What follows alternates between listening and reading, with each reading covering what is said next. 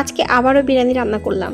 আজকে একটি বিশেষ দিন, আর বিশেষ দিনটা কি ওইটা জানতে হলে আমার ভিডিওটি পুরোপুরি দেখতে থাকুন। হ্যালো এভরিওয়ান, আসসালামু আলাইকুম। আমি শম্পা। আমার চ্যানেল অ্যারাউন্ড বাই শম্পাস লাইফে আপনাদের সবাইকে স্বাগত।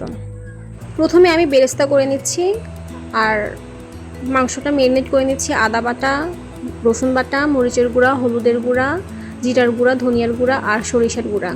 এরপরে টক দই আর টমেটো দিয়ে আর কাঁচা পেঁয়াজ দিয়ে বেরেস্তা দিয়ে বেরেস্তার তেল একটু দিয়ে এটার সাথে একসাথে মেখে চুলার উপরে বসিয়ে দিব।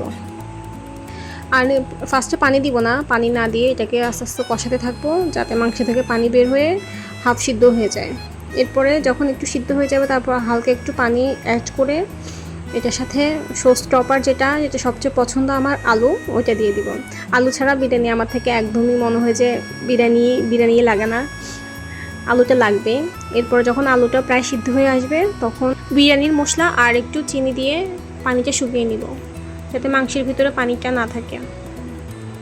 বিরিয়ানি রান্না করতে কোনো স্পেশাল ওকেশন লাগে না, তবে আজকে বিরিয়ানিটাকে স্পেশাল ডের জন্য রান্না করা হয়েছে। আমার ছোট ভাইয়ের জন্মদিন ছিল। ছোট ভাই বলছি দেখে মনে করবেন না যে সে একদমই ছোট। He is now 21 years old. বুড়া বয়সে তার যে কত শখ হয়। যাই হোক, আবারও রান্না বানাতে চলে আসলাম। চালকে আজকে ভাজি করে রান্না করব। আমি বেশিরভাগ টাইমে সেপারেটভাবে চালকে সিদ্ধ করে তারপরে মিক্স করে দিই লেয়ারে। আজকে ভাজি করে রান্না করব। ফার্স্টে 70% সিদ্ধ হওয়ার পরে মাংসটা অ্যাড করব।